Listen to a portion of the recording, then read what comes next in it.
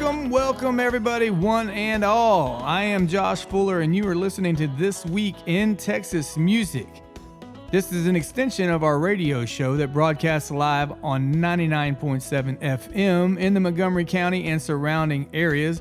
We have also extended that now to podcast form. We are glad to have you along. Every week we celebrate Texas music. We celebrate the scene, we celebrate the people, we celebrate the new artists, we celebrate the old artists that made this thing possible, made Texas music the powerhouse that it is today. This is a celebration of Texas music, the songwriters, the producers, the singers, the guitar players, the guy that picks up the drumstick when it drops on the floor. Welcome to This Week in Texas Music. Let's get to the show.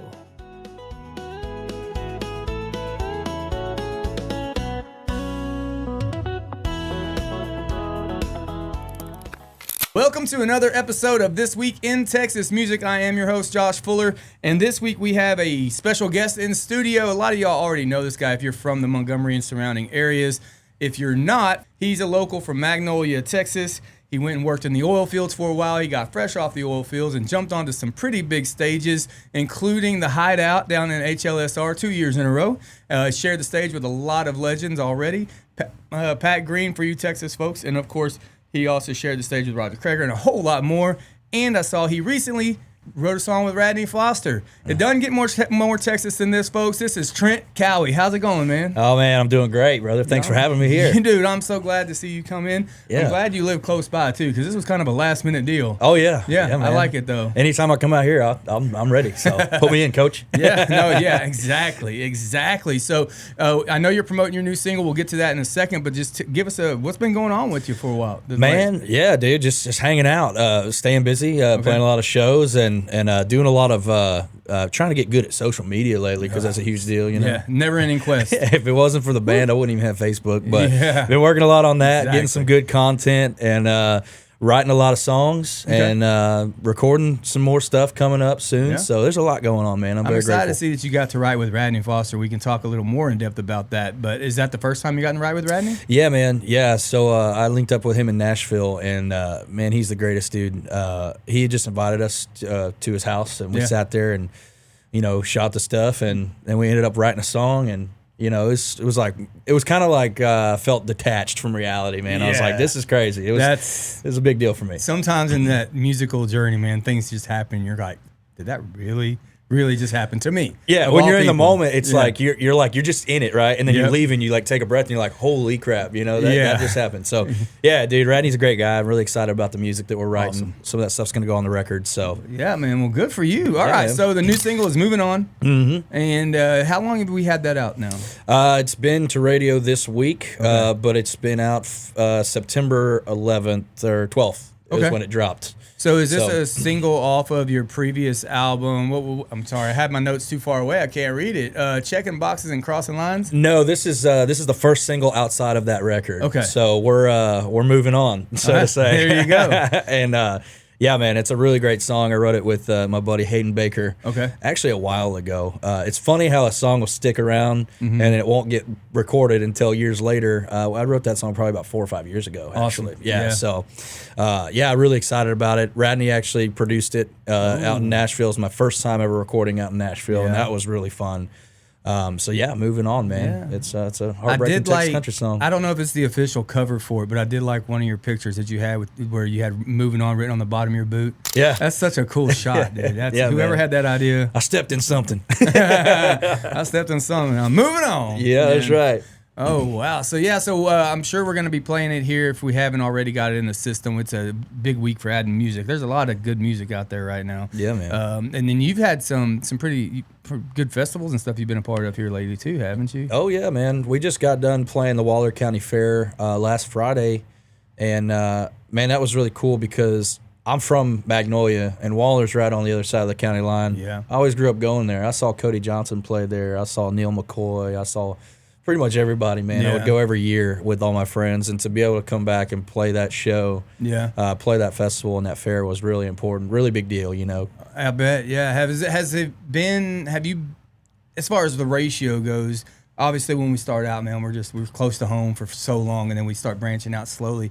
Are you playing more away? And then coming back rarely now? Yeah, man. That's honestly, I love playing around, here because all my friends come and I know half of everybody that's there. And, but to really try to grow, you got to get out. And that's the kind of double-edged sword. It's like, I miss my hometown shows, but it's really good to get out and grow. So it makes those hometown shows more special. And then all your buddies get together and y'all all want to reminisce about the good old days. And then we stay up way too late after the show. Exactly. And then, they tell you all the things you did that you don't remember doing, but it makes a good story, so you roll with it. Yeah, exactly. Right. Yeah, that's what happens. I don't remember that. All right. Well, hey. So as you know, and now everybody else knows out there, we do have the This Week in Texas podcast out there everywhere that you can download and stream a podcast. Wherever you go, listen to your comedians or whatever it is you listen to, please go and follow us and subscribe us, because for the radio portion of this interview, we're going to shut her down. But if you guys want to hear what goes on next, because I want to hear a lot more about Radney Foster, I want to hear about what's in the works for you, and whatever else we can figure out to talk about. If you guys want to be a part of that conversation, as soon as the show's over tonight at midnight, you can go over to your favorite podcast place, download the episode, and listen to the rest of it. Until next week, though, thank you all for joining us for This Week in Texas Music. Tell everybody before we go where they can find all this stuff. Trent Cowie. Yeah, man. TrentCowie.com, Spotify, Apple, all that stuff. Okay. All right there on my website. TrentCowie.com. Awesome. And y'all go, he's working hard on his social media. Y'all go, don't forget, don't just look at it. Like it, share it, all that good stuff. The way the algorithms work, he needs all y'all's help. So, all right. Well, we'll continue this on the podcast for the rest of y'all. Thanks for tuning in. Tune in next week. You ain't got no whiskey in here, man? No. All right, hey, sitting here with Trent Cowie. He's been out here promoting his new single, Moving On, and decided to stop by and hang out with us. And we're going to keep this conversation going because I'm sure we got plenty to talk about. He lives close by, so we got all day. Yeah, man, I ain't got nothing else going on today. I'll sit here forever. Awesome. So I want to dig into the Radney Foster for a little bit. I got to meet him once. We had just had some free tickets to a show, and normally I don't pull the I work in radio card. And just like I was really bad about, hey, I was your opening act. I hate pulling that card. But we went ahead and did it because some people here at I work with had wanted me to go make sure I go get a picture with them and stuff. And I had my wife, and we ran into my brother and sister-in-law there too. So it ended up being kind of a crew, and it was up in Huntsville. And they brought us back there, and like you said, just a super nice guy. He's like, hey, y'all come on backstage with me then, blah, blah, blah. We get back there talking and hanging out and started getting on to fly fishing. Because I wanted to talk to him. Yeah. You get a chance to talk to somebody. Obviously, if you're a musician, you don't just want to talk about their music. They're a real person. You're going to have a better hang if you can kind of get into their world a little bit. Right. And we got to talk about fly fishing. He ties his own flies and all that stuff.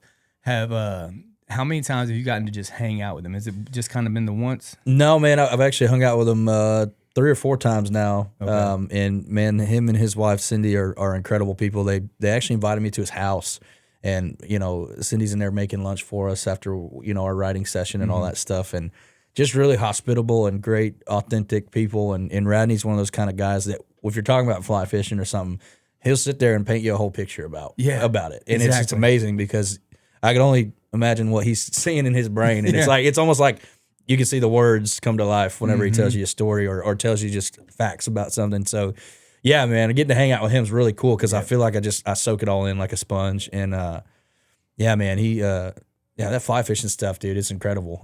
He's passionate about whatever he's talking about. Right. Like, that's what's even cooler. So yeah, he's painting a picture, but it's a passionate picture, and I got his book. And the book, he's a great writer, man. Yeah, man. Obviously, we all know that as a songwriter, but to be able to translate it into book form and all that stuff is pretty impressive. It's kind of what we all aspire to be as songwriters. Is like, I want to be able to paint a picture with my words. It's the closest we can get to kind of communicating with telepathy. Right. Yeah. It's like, it's in your head. Now you got to get it in mine the exact same way it's in yours, and that's the challenge of writing the song. Right. But when it comes out the right way, man. Yeah, it's really cool, man. Because sitting with him, we've written 2 songs together now, and it's just incredible to see how he works the words out. And this one song, the idea that we had, it's called "She's on Her Own," and I kind of had the song written, but I said, "Hey, Radney, I would really like for you to hear this and see if there's anything that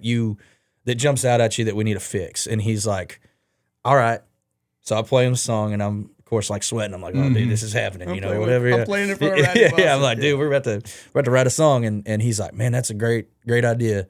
Let's change it all. Yeah, exactly. And I was the like, premise is awesome. Yeah, he's like, great start, man. Let's change. But what I learned is that, I like to be more of a kind of not generic songwriter, but like whenever I'm using words, I want to be able to leave a lot of interpretation to the listener, and kind of not be vague, but just kind of be in a way that somebody could take it their own way, But Randy taught me that there's a better way to do that with better words. And so here I am sitting there thinking like, okay, yeah, now that makes way more sense. Like, why didn't I think about that? So it's really cool to have his experience, kind of shine a light on what I'm doing and meet in the middle with them and make a better song. So absolutely. You have some songwriters out there that they really try to get by with just using as big words as they can. Right. But then you have the other side to where a lot of the new music maybe coming out of the national scene, it's so many short one-syllable words stacked together. And if you break them down, they make sense and it sounds fine. The music behind it kind of, the poppy feel, whatever, isn't for everybody.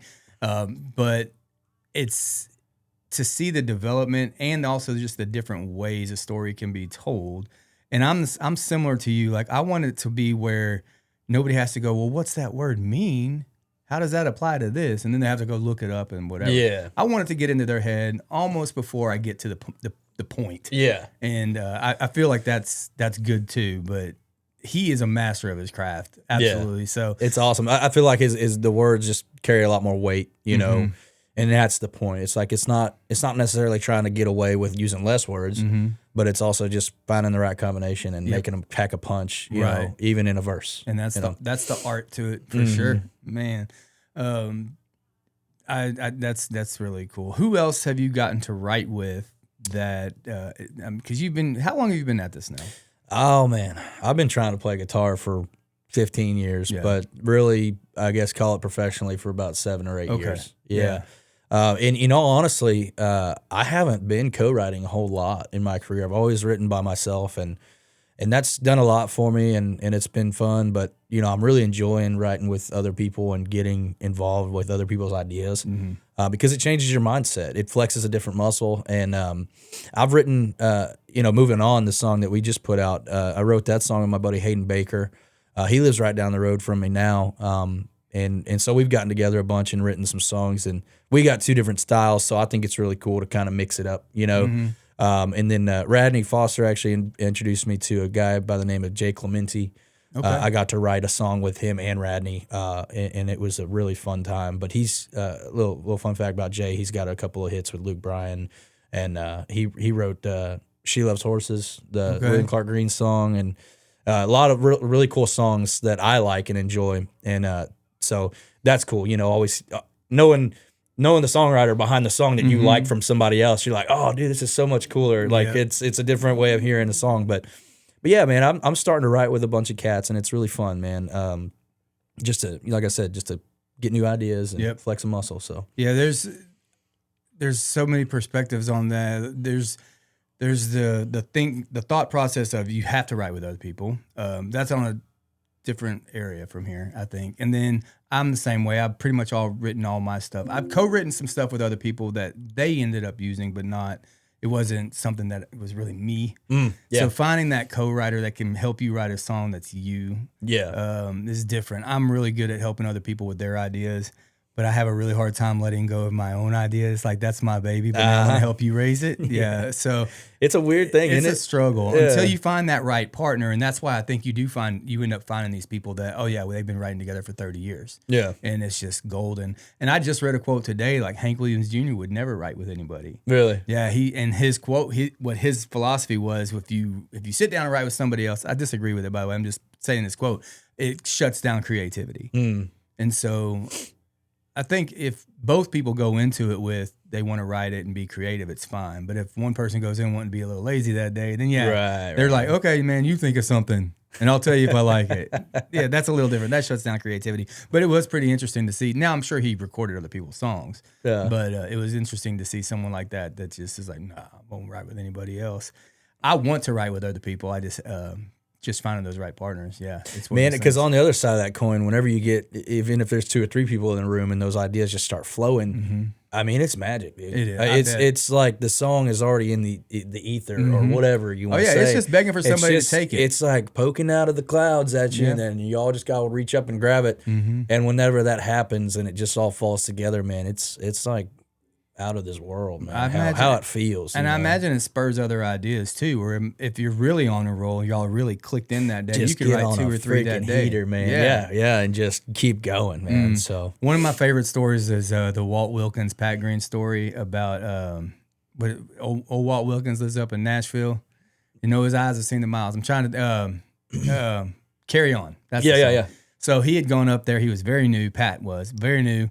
And he went up and I guess got a chance to write a song with Walt Wilkins. And so he shows up and Walt's like, all right, man, what do you got? He goes, what do you mean? He's like, well, what's your idea? He goes, I don't really have one. So he kind of lectured him about that. If I'm paraphrasing Walt's version of the story. I don't know Pat's version. But anyways, they ended up, they only had a couple hours. Pat had to get to the airport and they go to one corner of the room and Walt Wilkins goes to the other corner of the room and they just start writing about the same idea that they had, but they were just writing. Right. And they came together real quick and they didn't match at all. Wasn't no match at all. And so they worked on it as long as they could, and then Pat had to get to the airport. And so Pat gets to the airport and he leaves. And as Walt tells it, he's coming back to Texas. It's like 6 months later, 9 months later, and he's driving into Texas and he's going through like Dallas-Fort Worth area, you know, has the radio on and he hears this song come on. He's like, oh, I know that voice. Oh, yeah, I know Pat Green. And then all of a sudden he hears the line, old Walt Wilkins lives up in Nashville. And he's like, he finished that song and released it and didn't even tell me.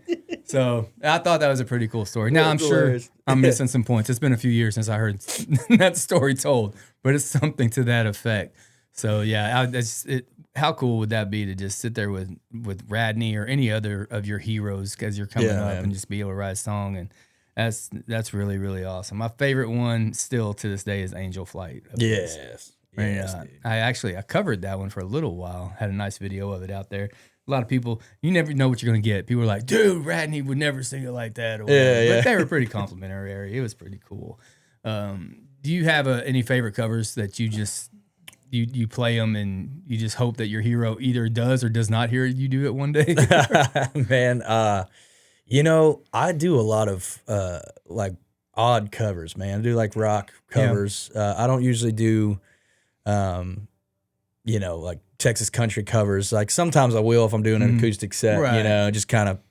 Maybe it's a party that you know everybody doesn't know you yet. yeah, exactly, right. And man, I've done some Randy Rogers covers. Last Chance.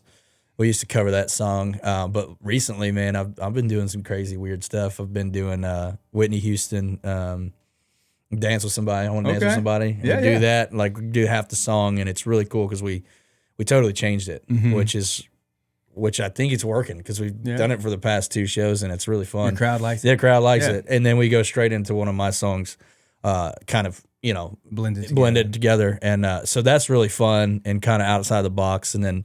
Other than that, we do like, you know, Creed and the Three Doors Down stuff. And we used to play Higher by Creed, and now we're doing When I'm Gone by Three Doors Down. So I've always done the rock stuff when I do covers because I just love the energy. I love country music, but whenever I listen to music, I usually listen to rock and roll. So. I'm exactly the same way, man. Yeah. It's the most fun I have on stage is when I'm covering.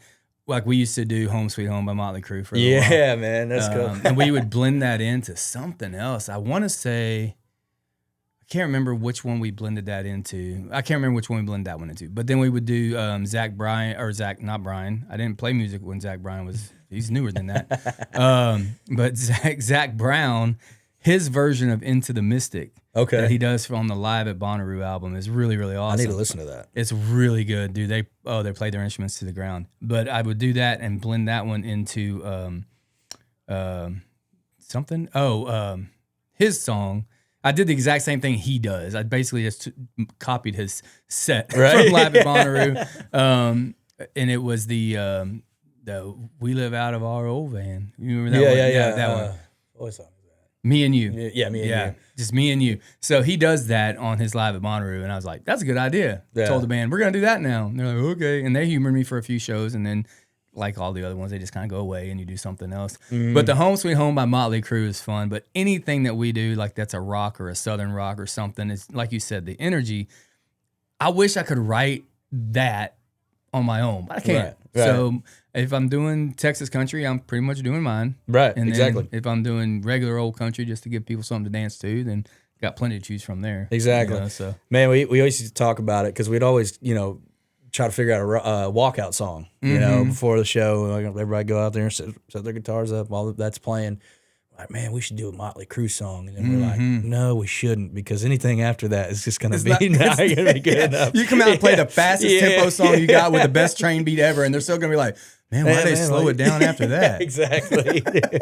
Yeah, that's a hard one to do, or even when you do your covers, you got to be careful for that. Right. Yeah, you don't want a big old hyped up intro and then come out and it's just like, all right, first one's going to be acoustic. Yeah, here we go. Here's Wagon Wheel 100 times. Yeah, Wagon Wheel or Tennessee Whiskey or. Dude, what's funny about me is I've refused to learn those songs, even though I know I can play them and I know the words to them, just because I've heard them a million times. I won't ever play those two songs. There were songs when I started, because I started way back in 2004, 2005, and so you had your Honey Brown, Texas Angel, and all that everybody played. Yeah, loved the songs. Yeah, loved most of my friends' versions of them. Heck yeah! But also most of my friends were already doing it.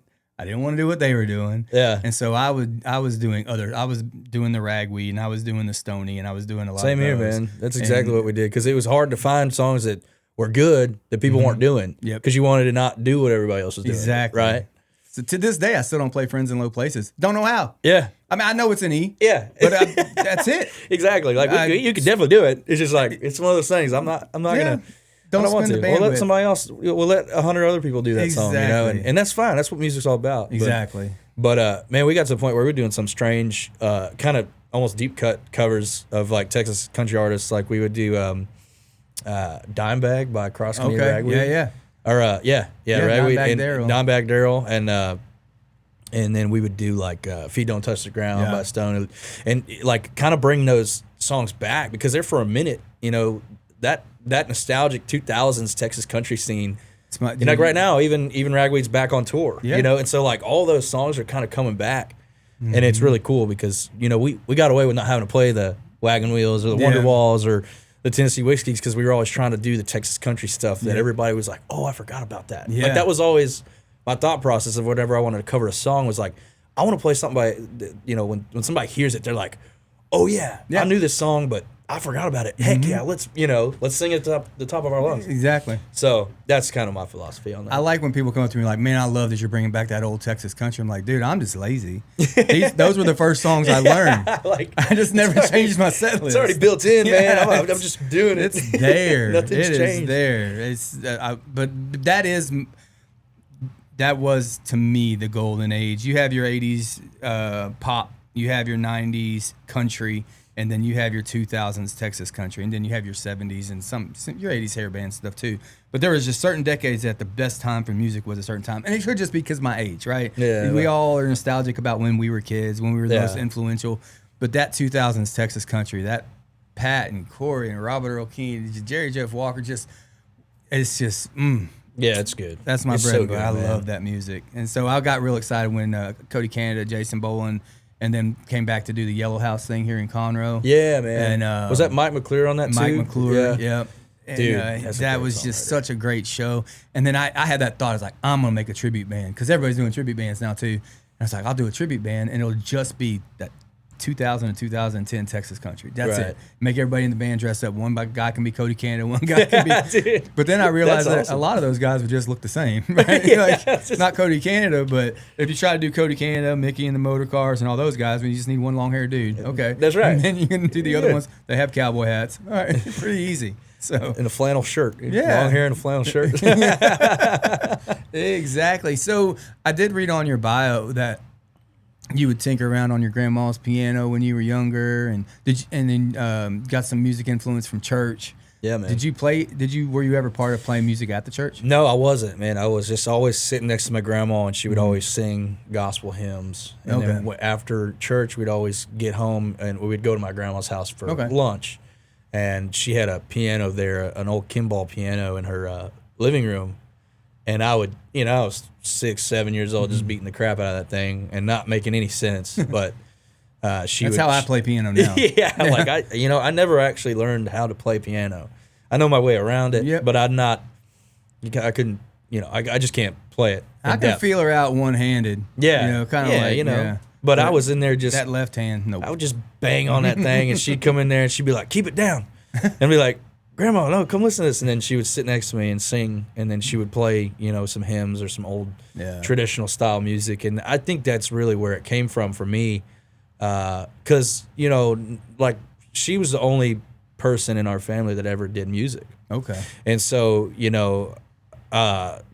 I guess like everybody asks, like, well, does your family play music, all that? Mm-hmm. Well, my brother played the drums, and that was actually kind of the first instrument I actually learned how to play. Is my brother taught me how to play the drums growing up, and then I kind of fell into guitar. So, yeah, man, my grandma just inspired, I think, the sound and the emotion behind the music. So that's really important to me. So when did you start really kind of getting into guitar and songwriting? Was it while you were out there working the oil fields, or? Dude, I think it was when I was like 15 or 16. I had a bike. My brother had a bike that I wanted. Okay. And I had a guitar, which is funny because I ended up trading my guitar for the bike. And I was like, I had a lot of fun on that bike. Yeah. But when I would come home and it was nighttime and I wasn't riding my bike, I'd want to play the guitar. So I'd go steal my guitar back during the night, and I'd start learning it. And so I think that's when I really picked it up. It was kind of somewhere around high school. And, man, I didn't find out I could sing until somebody told me, like, man, you should try it. You should try to actually do it. And I'm like, nah, back then you're like, nah, man, I don't know. It's uncomfortable. I don't know. Mm-hmm. My throat's got tickling and I'm good. Yeah. But wait, that's the same thing you told me when you got here. Oh, shit, dude. Must be a common thing. No, man. But yeah, I started, when I was in high school, and then I kind of got serious about it. But then I went to work in the oil field and ended up getting laid off, and all these things happened, and I said, well, you know what? If there's any time now to really try to do music, because I love it so much, I always found myself going back to it. I just dove in and haven't looked back since. Awesome. That was around 2017. Okay. Like that. So. Very cool. Your brother still playing drums for anybody, or is he No, man, no. He's not playing drums. He can still probably play the crap out of drums, but we just would do garage band type stuff at the house. So you're saying he would not win a drum off on the Kill Tony show? Oh, man, I don't know. It'd be interesting to watch. It would be. But yeah, the comedy thing, I love watching. I love watching that show. I love any kind of comedy at all, but that's one of my favorite parts of that show also, is when they have the drum off, or a guy's like, well, I can play some guitar, and then they hand the guitar, and no, you can't. You can't play guitar. And I know 1,000 musicians right here in Montgomery County that could whoop on that guitar. But that Kill Tony is funny. It's funny, actually, my buddy Ryan used to play lead guitar for me. Okay. And he put his name in the hat on Kill Tony. I saw him. Yeah. He came out and he listed off all. He's like, yeah, I used to play guitar. For who? Some Texas country acts. Like who? Oh, Trent Cowie, Peyton Howie. And I'm like, I know these people. I know these people. Are you kidding me? Who is this guy? And I could not recognize him. But he bombed. Dude, he did play guitar. He did play guitar. He's funny. I'll give him that. But I was like, oh man, because I got a bunch of texts like, dude, you just got shout out on my phone started going off. Okay. And for like 2 weeks. Yeah. Because people kind of watch the episodes here and there, not always right when they come out. And like, dude, somebody's up there shouting you out on Kill Tony. I was like, damn. And then Ryan texted me. He's like, bro, I was on Kill Tony last night. I name dropped you. I was like, hell. He did. And then, of course, Tony's like, so why did they get rid of you? And he's like, they said I was too animated on stage. I was too animated. I'm going, oh boy. Here we go. Yeah. I'm like, oh, that's a lot of bands, dude. I know, dude. It's a lot of bands that have the same thought. Oh Lord. But yes, I did remember that. That I remember I watched that episode and he named all y'all, and I was going, wow, I know all those dudes. Yeah. And I forgot to bring it up to Peyton when she was here, but that's okay. Yeah, man. You don't want to be repetitive on these things. Nah, anyway. you know. I love Kill Tony though, man. I love like Theo Vaughn and that's part of like the process of like the weekend, you know, road warrior stuff. It's like going from Houston to Fort Worth and Fort Worth to Austin. It's like I don't want to listen to music anymore. Right. In the van, I want to put on a podcast and laugh my ass off. Yep. You know, and you gotta laugh anyway. This world's too gang crazy, dude. I know. We've got to have a release. We're gonna laugh if we're all gonna go nuts. So that's right. Find a way to laugh, folks. Yeah, that's the lesson here. Is find a way to laugh. Oh man. So okay. Well, that brings me to something. We'll do a little Kill Tony style. All right. What else is interesting about you? What's something that just not everybody would know? Just be coming to your shows or the stories you tell between songs or introducing songs, but just something fun and interesting that's happened in life that you think people would find hard to believe or crazy. You can spill the beans right here. I mean, I would say that not everybody knows that I'm a really decent golfer, but I think I've been posting a lot about that lately, so I think people are catching on to that. So it's probably not that interesting. I hate olives with a passion. I just can't stand them, man. All olives? Yeah. Okay. Yeah, man. I love olives. You love them? I love See, them. this is okay. This is what this is for. This is what this is for because why do you love olives? And I'll tell you why I hate them. Okay, so black olives, I only love black olives because my mom, it was just something I grew up with. I always hated the taste of them, but it was a taste that I loved to hate. So I'm like, okay, when I have a black olive, it just reminds me of my childhood. Yeah. But green olives, I love green olives. They're tangy, they're tart. You eat them out of the jar, just the stuffed ones with some garlic in them or whatever. But when I go to BJ's, they don't have green olives as a topping.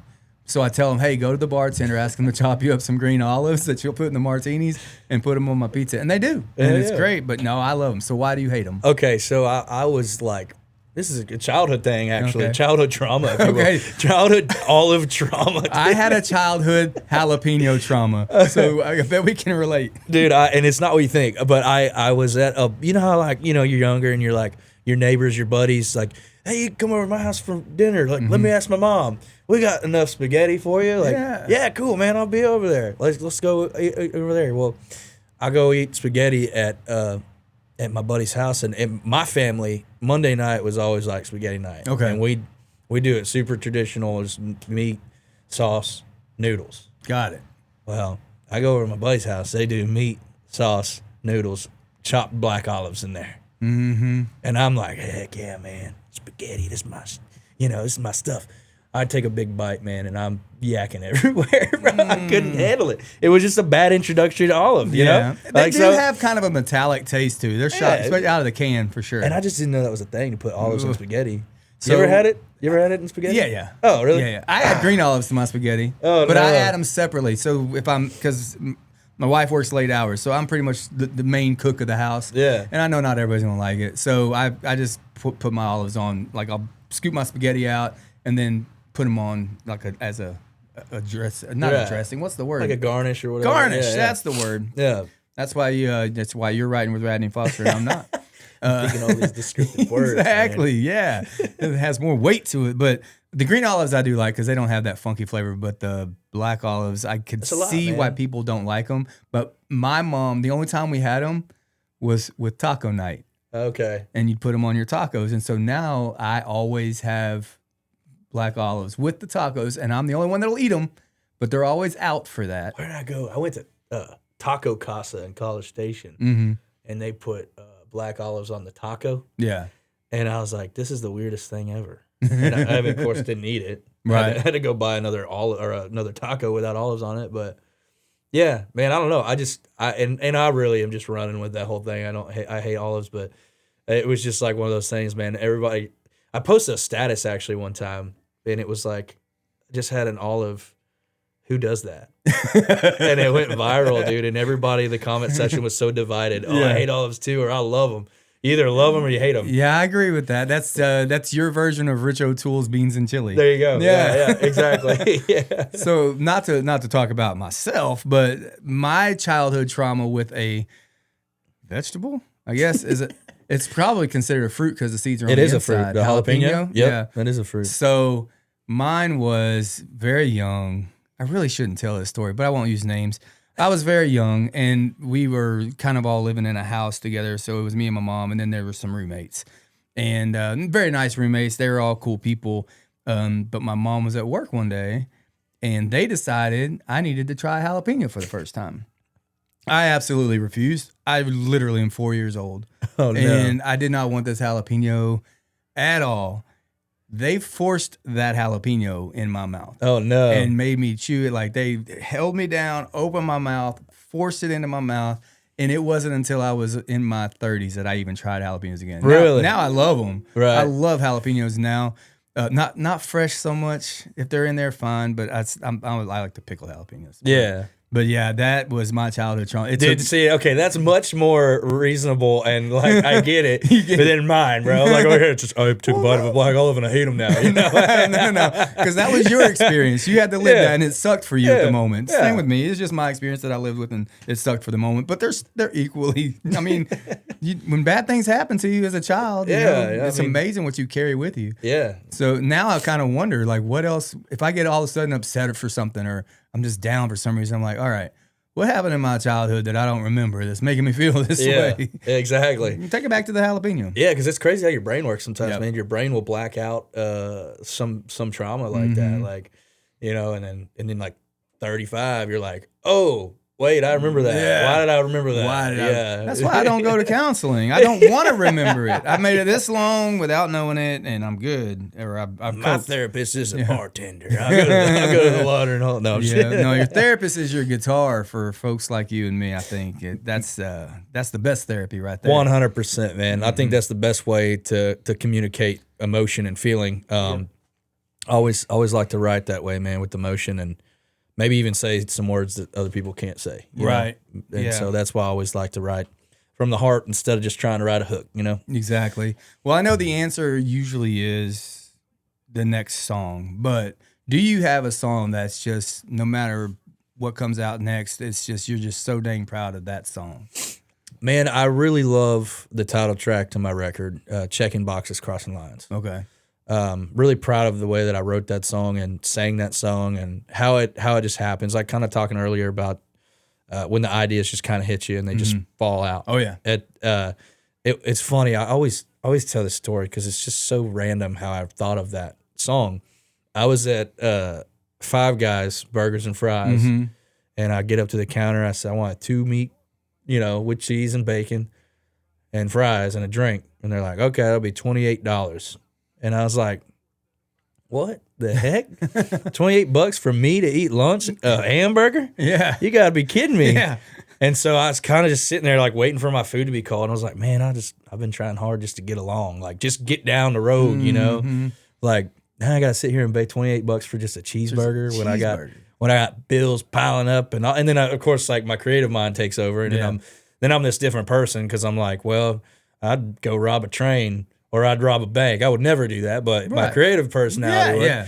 And so I started writing that. And on the way home, I was in Magnolia and I drove to the Woodlands. And I had written basically that whole song. Yep. And then I got home and, of course, I'm really excited. So I pick up my guitar. I put music to it. Mm-hmm. And so that song is, I love how it came from a cheeseburger. Yeah. Basically. Exactly. I've got a similar story and I wrote it in, well, I don't want to.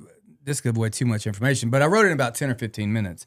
But it was back in the Facebook days. MySpace days. Okay, MySpace, yeah. And it was right as Facebook was coming out, too. And it may have been because we were crossing over from MySpace to Facebook that all of a sudden my friends are reaching out to me that I went to high school with and all this sort of stuff.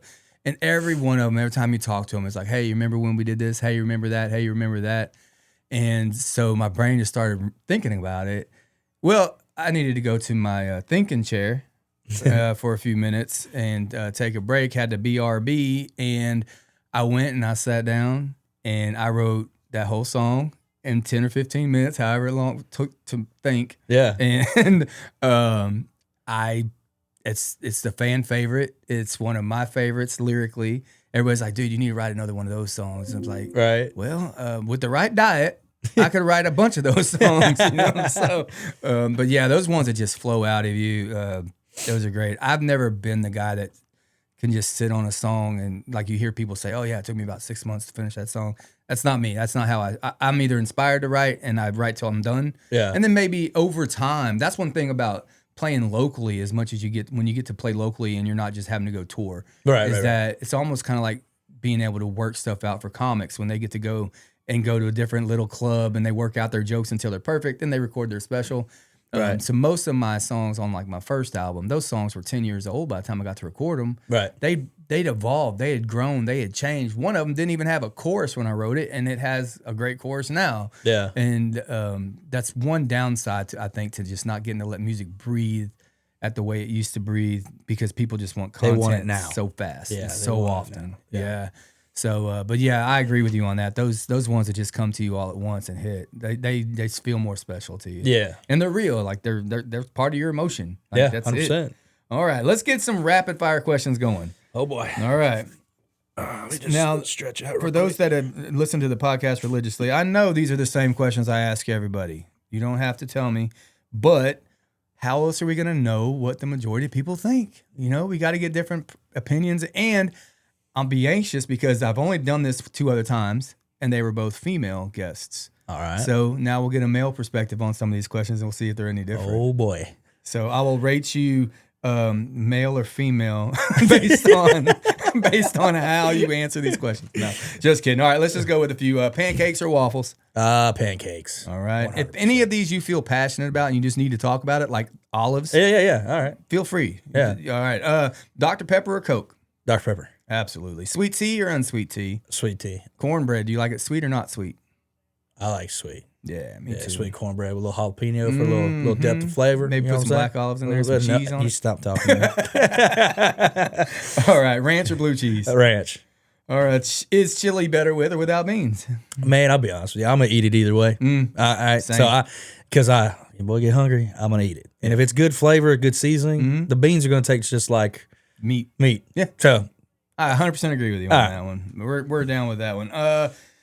In-N-Out or Whataburger? Whataburger, dude. No, right. I do wear glasses, but I'm not wearing them, so I look better on camera. All right. Do you like soft serve or hand scooped ice cream? That's an interesting. I never thought about that. I don't think I have an opinion. Okay. Do you like it when they reach in there and scoop it out at Baskin Robbins? Man, I love marble slab when they scoop that, and then you get your toppings in there, and then they muddle it up, and then they just stack it. Yeah, I like hand way scoop. better than when they just hold a cup underneath. I don't like that. Yeah. I agree. It's just different. I'm gonna go hand scoop. Yeah. And the hand scoop will melt.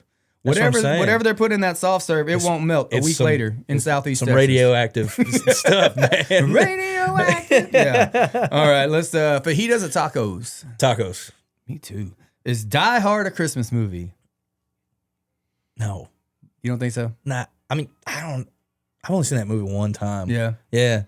But I mean, It's an action movie. it's like in pop culture it is because everybody says it is. Everybody says it is. Everybody says it is, but Yeah. no, man, Home Alone's a Christmas movie. Yeah. Yeah. Christmas Vacation, that's a Christmas movie. Okay. Christmas Story. All right. You'll Shoot Your Eye Out. Those Yeah. are Christmas movies. I don't think Die Hard is. Well, then let me ask. This is my own personal one. This is my own campaign I'm running. All right. Where if they're going to consider Die Hard a Christmas movie, then they have to consider Lethal Weapon 1, 2.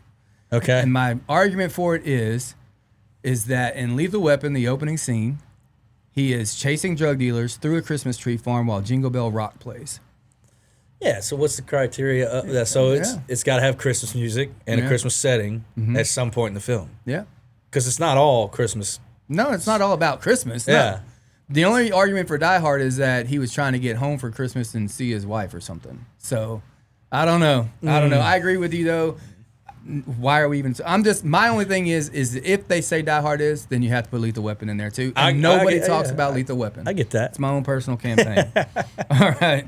And it's not important. All right. Simpsons or Family Guy? Family Guy. Friends or Seinfeld? Friends. Oh, Marvel or DC? Marvel. Star Wars or Star Trek? Star Wars. Should pineapple go on pizza? No. All right. I'm a really big food critic, man. Yeah, I got you, know? man. Well, you're still staying pretty fit for being a food critic. Hey, thanks, I tried dude. being a food critic too. It didn't work as well for me. I got to quit cooking so much, man. Well, that's probably why you're still fit. If you're cooking it at home, you're good. Yeah, that's true. That's true. Was Ross and Rachel's break really a break? Nah. No? You don't think so? I don't think so. All right. I think they were all always hanging out. Yeah. You know? So Ross was wrong. I don't know, man. Yeah. Yeah, I think This so. is a good chance for you to score some points. Like tell the ladies, like, no, Ross was messed Ross, up. yeah, Ross was so Bad wrong, dude. ladies. Yeah. Netflix or Hulu? Maybe after this week, you might have a different opinion of that. Yeah. Man, I haven't had Netflix in a while. Yeah. So I'm gonna say Hulu on this. Okay. Dogs or cats? Dogs. Summer or winter? I'll go ahead and forget summer or winter. What's your favorite season? Deer season? Fishing season? No. Yeah, fishing. I mean, I think fall is actually Yeah. my favorite season because that's when the reds run. That's when hunting season starts. Yeah. Like October. So Hanging out with family, all that stuff too. yeah, man. Yeah, Thanksgiving, holidays. Christmas. Yeah, I mean, just food. Lots of food. Yeah, man. What's your favorite food for, say, a Thanksgiving dinner? Side dish. What's your favorite side Man, dish? I love green bean casserole. Okay. But also love like olive gratin potatoes. Yeah. I like those sides. I like those too, and I don't want to eat them year round. They're good for one Right. time a year or maybe twice a year. Yeah, because I ain't gonna finely slice potatoes Right. all the time. Yeah. I'm gonna mash them. Yep. So I grew up on a farm up there in New Waverly, and our Thanksgivings were humongous. And my dad would invite all his Houston friends up, and we'd go out that morning, get a deer. Can't get more fresh than that. Yeah, harvest chicken animal. fried backstrap and Yeah. some. Oh man, so good. But then we'd had venison, we'd have ham, and we'd have a turkey, and then everybody would bring sides. You had 30 pies, you had all Yeah. that stuff, and I grew up with that. And then I don't know what happened. It just stopped. It just stopped happening. And now every time I go to a Thanksgiving, I'm like, oh, just have turkey, okay. Got one pie, okay. I need more. Yeah, I need more. I need more options, man. Yeah. All right. You a morning person or a night person? Obviously, with the career you've chosen. Man, it's funny. This answer might surprise you. I'm a morning person. Are you? Yeah. Okay. I think with getting older and stuff, I've been waking up earlier with just like my internal clock. Right. And recently, we've been going out and doing like 3 to 5 mile walks Okay. or 10-mile bike ride. Yeah. Every morning. I like to call them my coffee walks. So Yeah. I got this red mug that says blessed on it. I'll drink coffee and count my blessings every morning. And, me and my girlfriend will go walk and talk about our week and our goals and all these things. So Awesome. Yeah, man. Mornings are really good to me. I love them. Yeah. More people should be doing that for Yeah, sure. man. Would you rather have coffee or tea? Coffee. Yeah, coffee. 100%. Road trip or plane trip? Ooh, dude, I love planes. Yeah. Yeah, I love planes. So Yeah. I'm gonna say flying. Okay. I like taking off and landing. That's my favorite part. Yeah, It's the most exciting. Yeah, it's so exhilarating. But I do like when I go to Vegas or California or something like that, and you get to pass over. You can see the Grand Canyon every now and then. Or see some cool stuff. Yeah, if it's And clear day, you can see yeah. right through it. Yeah. it's really neat. Mountains or beach? Man, I'm a beach guy. Okay. Yeah, because and to be fair, I haven't spent a lot of time in the actual mountains. Okay. So We're probably a record for how long the podcast is, which is good. I'm glad you came and hung out with me. yeah, it's fun, man. But remind everybody where they can go check out all your stuff. Yeah, come visit me online at TrentCowie.com. You can find all my links through that website, and I'm on TikTok as well, and all the things, man. All the MySpaces. I'm just kidding.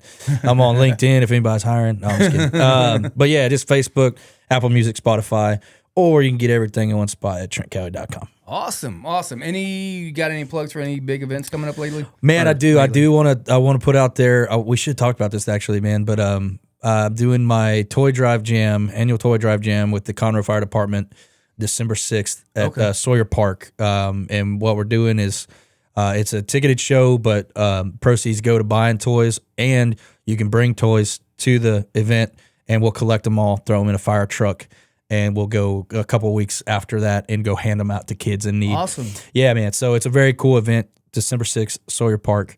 Come see the show. It's going to be fun. Yes, y'all go do that. So do something good for the community, and of course, see a great show while you're at it. All right. Well, thanks everybody for tuning in to another episode of This Week in Texas Music. Don't forget to tell your friends and them to like and subscribe and all that, so we can build a nice big audience, so we can keep getting cool guests in here like Trent Cowie. Thanks for coming by, man. Thanks, brother. Appreciate it.